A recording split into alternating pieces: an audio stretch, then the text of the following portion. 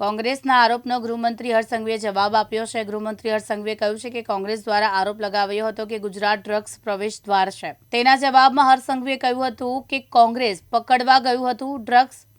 Gujarat ATS અને coast guard દ્વારા 300 kilo 1800 kilo drugs ગુજરાતમાં ઘુસાડવાનું નિષ્ફળ બનાવ્યું છે। ગુજરાત એટીએસને અભિનંદન આપવામાં આવે છે। ગુજરાતના ચુનિંદા અધિકારીઓ માહિતીના આધારે વોચ ગોઠવી હતી અને સફળતાપૂર્વક ઓપરેશન પાર પાડ્યું છે। ડ્રગ્સ નથી પકડાયું છે, મહેનતથી ડ્રગ્સ પકડવામાં આવ્યું છે। અનેક દિવસ સુધી વોચ ગોઠવવામાં આવે છે। પાકિસ્તાનની નાપાક હરકતને રોકવા સફળતા મળી છે।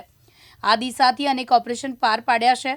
કોંગ્રેસના સવાલ પર ગૃહમંત્રીએ જણાવ્યું કે કોંગ્રેસ ડ્રગ્સ પકડવા ગયું હતું। આ ડ્રગ્સ પકડવા પોલીસ અધિકારી કામ કરી રહ્યા છે। આ ડ્રગ્સની વાત રાજનીતિની વાત નથી। મુખ્યમંત્રી ભૂપેન્દ્ર પટેલે ડ્રગ્સ સામે જંગ છેડી છે। ગુજરાત એટીએસ અને કોસ્ટગાર્ડ દ્વારા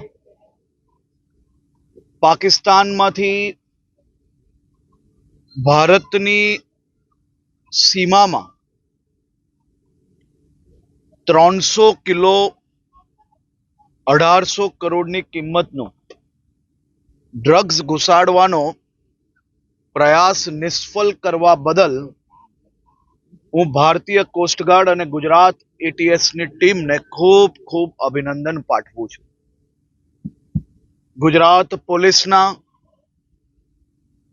આ ચુનિંદા અધિકારીઓ જે ભારત પાકિસ્તાનની દરિયાઈ સીમાઓ પર છેલ્લા અનેક દિવસથી માહિતીના આધારે વોચ ગોઠવીને આ અતિ મહત્વનું ઓપરેશન સફળતાપૂર્વક પાર પાડવા બદલ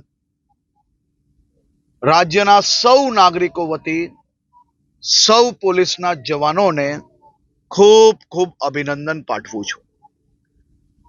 ડ્રગ્સ પકડાયું નથી, પકડેલું છે અને એ પકડનાર ભારતીય કોસ્ટગાર્ડ અને ગુજરાત એટીએસની ટીમ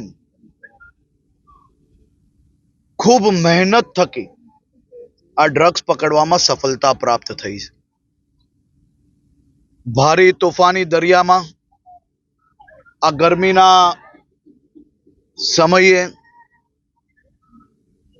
અનેક દિવસો સુધી રાત દિવસ આ તોફાની મોજા વચ્ચે આ પાકિસ્તાનીઓની નાપાક હરકતને રોકવામાં આપણને ખૂબ મોટી સફળતા પ્રાપ્ત થઈ છે। આ દિશાથી એક નહીં પરંતુ અનેક ઓપરેશન સફળતાપૂર્વક પાર પાડનાર એ બીજું કોઈ નહીં પરંતુ આપણી ગુજરાત પોલીસ છે। હું ફરી એકવાર ગુજરાત પોલીસના સૌ અધિકારીઓને સૌ જવાનોને ખૂબ ખૂબ અભિનંદન આપું છું। સાબિર સૈયદ, દિવ્યાંગ ન્યૂઝ, સુરત।